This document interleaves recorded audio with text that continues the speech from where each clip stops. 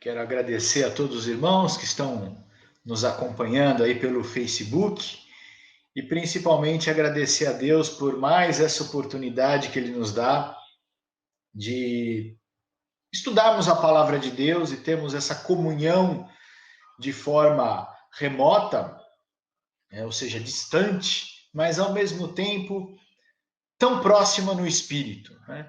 Porque o Espírito que impera aqui, impera em São Paulo, em Atibaia, em Pernambuco, em Portugal, né? E em qualquer outros lugares onde estejam aí irmãos reunidos em nome de Jesus, nós sabemos que o Espírito de Deus lá está, né? Eu decidi fazer aqui uma série, né? Uma série de mensagens, como todo mês eu tenho esse privilégio de ser convidado pela administração da igreja, pela liderança da igreja, para pregar, às vezes no quarto sábado, no quinto sábado de cada mês. Então eu decidi fazer uma série de mensagens sobre o Sermão da Montanha. Por que o Sermão da Montanha? O Sermão da Montanha é considerado o sermão inicial. Nas universidades, a gente costuma chamar de aula magna. Né? Aula magna, quando a gente entra na faculdade, logo depois de fazer o vestibular, antes de começarem as aulas, as faculdades têm esse costume de pegar um professor, o melhor de todos ali, ou um dos melhores, e dar uma aula para todos aqueles alunos iniciantes, os calouros, né? E eles chamam isso de aula magna, que é a aula maior, de um professor muito experiente para quem está começando agora. E eu diria que o Sermão da Montanha, que está em Mateus capítulo 5, foi a aula magna de Jesus. Né? Jesus tem ali o seu relato, a sua vida, narrado por Mateus, pelos outros evangelistas, né? Marcos, Lucas, João. Mas Mateus ele relata ali o batismo de Jesus no capítulo 3, em seguida vem a tentação de Jesus no deserto, né, logo no capítulo 4. Aí depois Jesus começa a pregar o arrependimento, né, o arrependimento como uma preparação para o reino dos céus. Né? E aí em seguida, em Mateus, Jesus convoca os seus discípulos, né, prometendo que faria deles pescadores de homens. Né? Isso está lá no capítulo 4, mais para o final. Né? E os discípulos aceitam e passam a segui-lo. Né? E aí Jesus, mais para o finalzinho do capítulo 4, ele começa ele inicia um ministério de cura e de ensino. Então, duas ações que Jesus, ao longo do seu ministério, sempre fez, foi ensinar e curar. Né?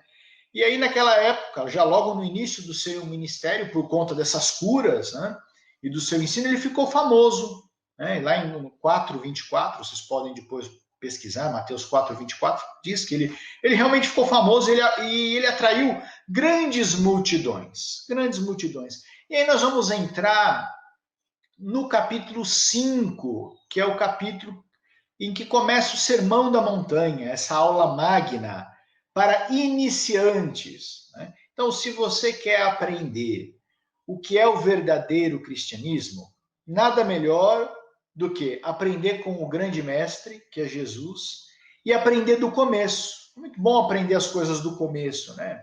Às vezes, quando a gente entra numa aula assim, que já está no nível intermediário, avançado, e a gente não conhece ainda o básico, desanima, a gente não consegue assimilar, né, as lições avançadas, as lições intermediárias, porque nos faltou o conhecimento básico. E o Sermão da Montanha é uma aula para iniciantes no cristianismo. E é uma aula que nós todos temos que sempre aplicar. É uma aula prática. E começa ali no capítulo 5, versículo 1. Vai aparecer ali aí na tela. Né? Jesus, vendo a multidão, subiu a um monte e, assentando-se, aproximaram deles os seus discípulos. Né? Essas multidões que seguiam Jesus, elas eram atraídas pelos milagres. Né? Mas Jesus, como eu disse, ele não veio só para curar o físico, curar o corpo, aliviar a dor física. Jesus veio para transformar a alma, transformar o espírito, né? E por isso Jesus ele se posicionou num lugar, né, onde a sua voz pudesse ser ouvida, onde ele pudesse ver cada um naquela grande multidão, né, e mesmo assim mantendo seus discípulos próximos de si. E esse verso diz que ele, assentando-se, né, ele se assentou, ele ficou sentado. Isso é interessante. Em vários momentos do ministério de Jesus, ele aparece ministrando, ensinando, sentado. Em Marcos 9:35, por exemplo, vai aparecer aí na tela, né? Ele, assentando-se, chamou os 12 discípulos e disse-lhes: se alguém quiser ser o primeiro, será o derradeiro de todos, será o último de todos e o servo de todos, né? Então Jesus estava como? Ensinando os discípulos assentado. Lucas 5:3 também mostra Jesus, né? É outro verso que vai aparecer aí, que entrando num dos barcos, que era o de Simeão, pediu-lhe que o afastasse um pouco e, assentando-se, ensinava do barco as multidões. Olha aí, Jesus de novo ensinando, né? Sentado, né?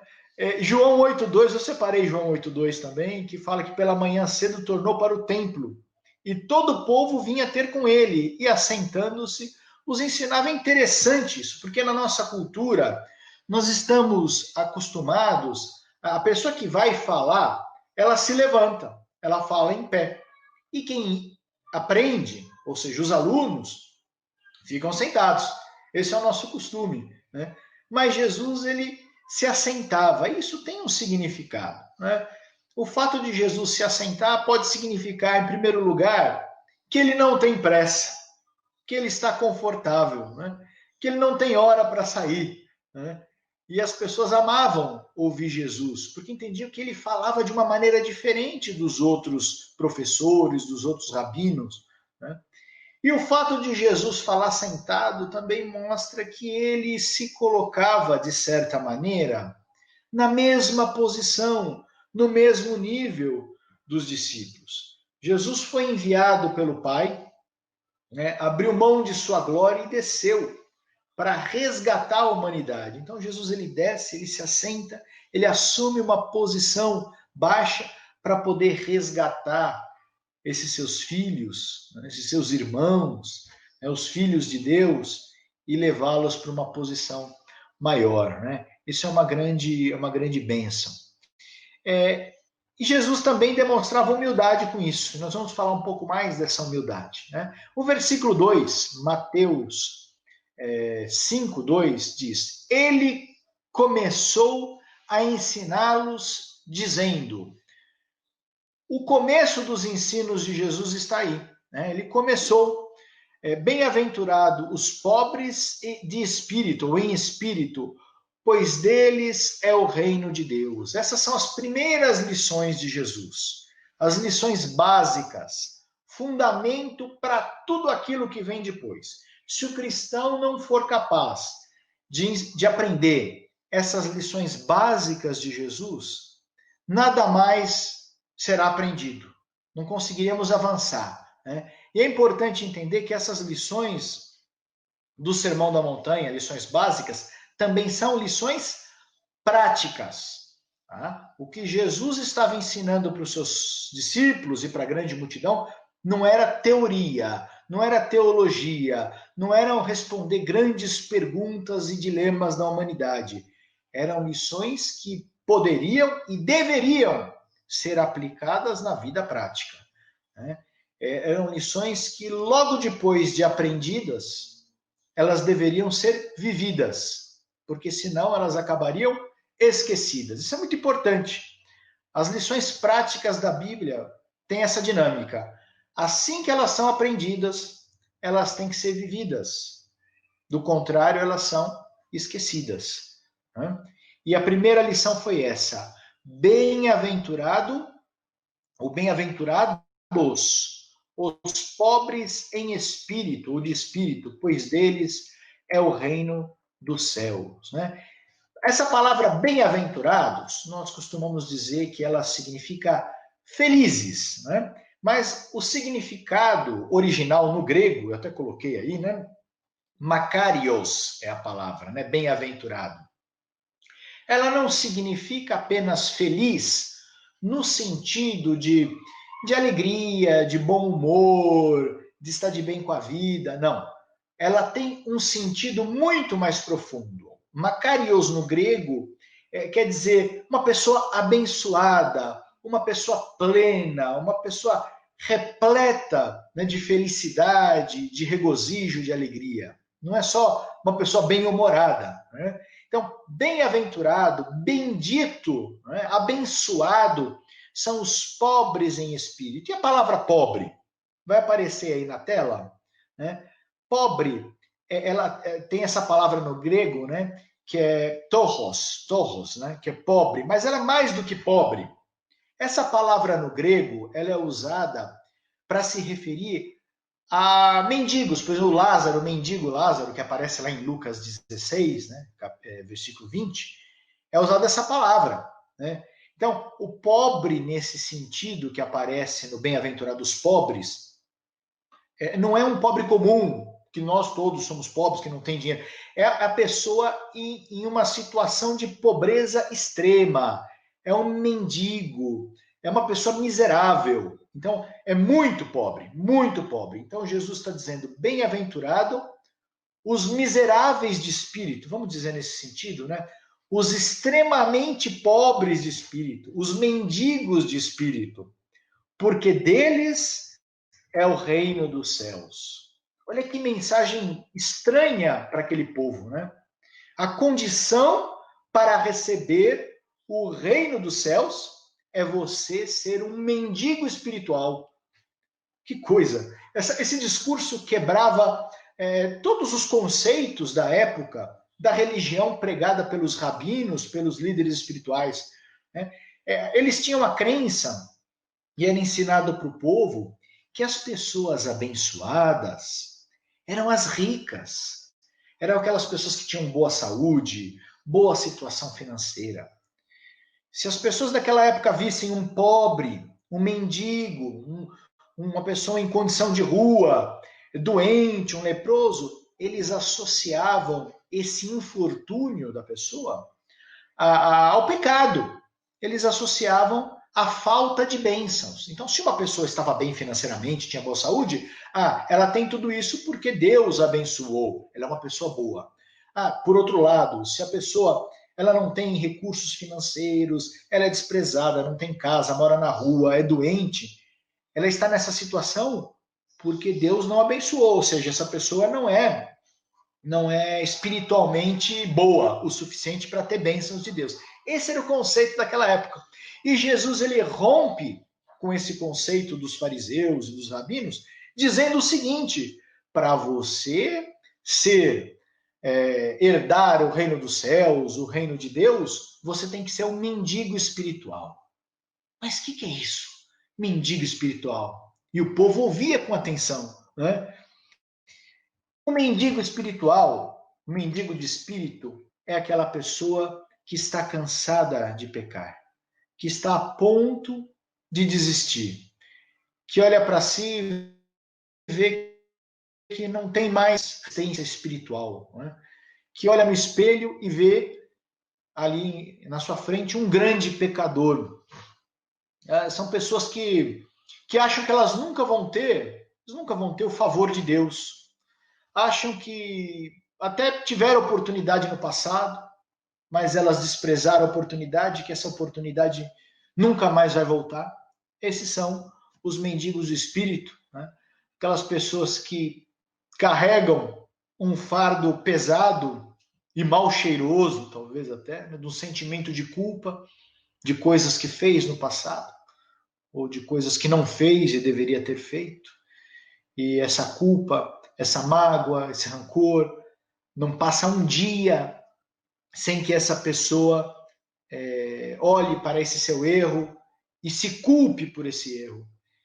Na verdade, o mendigo de espírito, o pobre de espírito, miserável de espírito, é aquela pessoa, talvez duvide que exista esperança para ela e que ela talvez jamais possa ser perdoada. Se você, meu irmão, está nessa situação, se você se enquadrou em algumas dessas condições, saiba que você é um mendigo de espírito, você é um miserável de espírito, e por isso o reino dos céus é para você. Parece incrível, né? Parece uma coisa paradoxal. E aquelas pessoas ouviam Jesus e falavam, nossa, mas que absurdo essa mensagem, né? Eu nunca ouvi uma coisa dessa, uma mensagem dessa. Esse homem fala diferente dos outros, né? E parece que ele está falando para mim, falando para o meu coração, toca no meu coração, né? E a mensagem de Cristo em relação a esses pobres de espírito não é uma exaltação ao fracasso espiritual. Não quer dizer que quanto pior você for espiritualmente, melhor seja a sua situação. Não é isso, né? Mas essa mensagem ela se refere ao sentimento que Deus espera encontrar numa pessoa que está prestes a receber o reino de Deus, o reino dos céus, né? Essa coisa do reino de Deus também tem que ser muito bem entendida, porque quando a gente fala vai herdar o reino de Deus, vai herdar o reino dos céus, a primeira coisa que a gente imagina é que nós um dia vamos estar no paraíso, né? E vislumbramos o paraíso como um grande resort, 5 estrelas, com tudo incluído, onde vai se pisar no ouro, né? A gente pensa no reino de Deus dessa forma, né? Há outras formas de pensar no reino de Deus. Não que Deus não tenha algo preparado para os seus filhos, coisas que o coração jamais sentiu, os olhos não viram e o coração jamais imaginou, como é aquilo que Deus tem preparado para nós no futuro. Mas eu gostaria de colocar Lucas 17, 21 na tela para os irmãos lerem e acompanharem. Certa ocasião, Jesus foi interrogado pelos fariseus sobre quando viria esse tal de reino, o reino de Deus, o reino dos céus, né?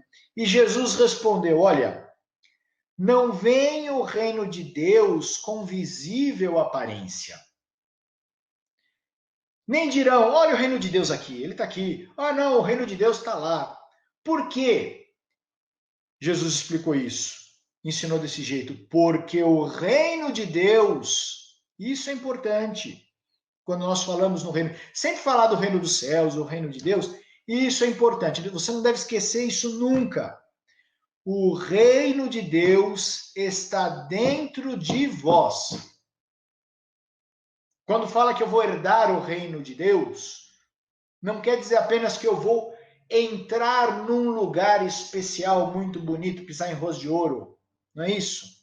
Herdar o reino de Deus é receber dentro de mim o reino de Deus, ou seja, eu vou ser um lugar onde Deus vai ser o rei e onde vai haver o império do nosso Senhor, nosso Deus. Isso é receber o reino de Deus. E quando eu me sinto um mendigo de espírito, quando eu sei que eu não sou melhor que os outros, quando eu percebo que eu preciso de perdão, quando eu olho para o meu passado e eu vejo que eu faço coisas, que eu fiz coisas erradas e não fiz coisas que eu deveria fazer, eu me coloco na situação de um mendigo de espírito e eu abro um espaço para que Deus estabeleça, implante, instaure dentro de mim o seu reino. Isaías 57:15, e eu vou pedir para ser colocado na tela também esse verso, acho que ele está assim: porque assim diz o alto e o sublime, que habita na eternidade e cujo nome é santo.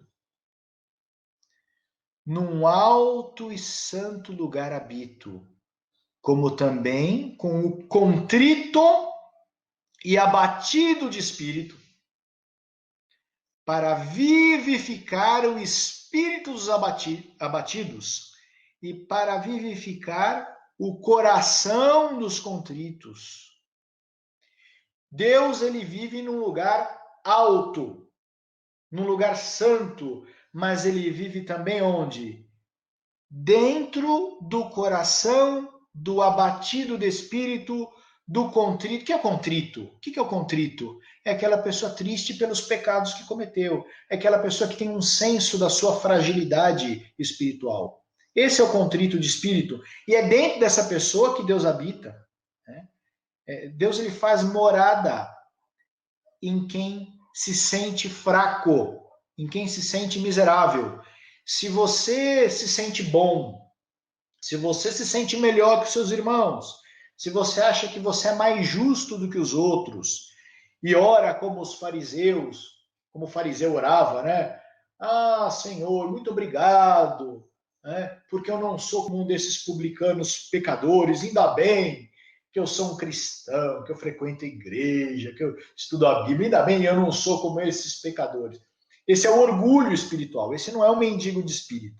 Quem tem esse sentimento de orgulho tem uma dificuldade maior de receber o reino de Deus. Romanos 12, 3, para encerrarmos. Romanos 12, capítulo 3.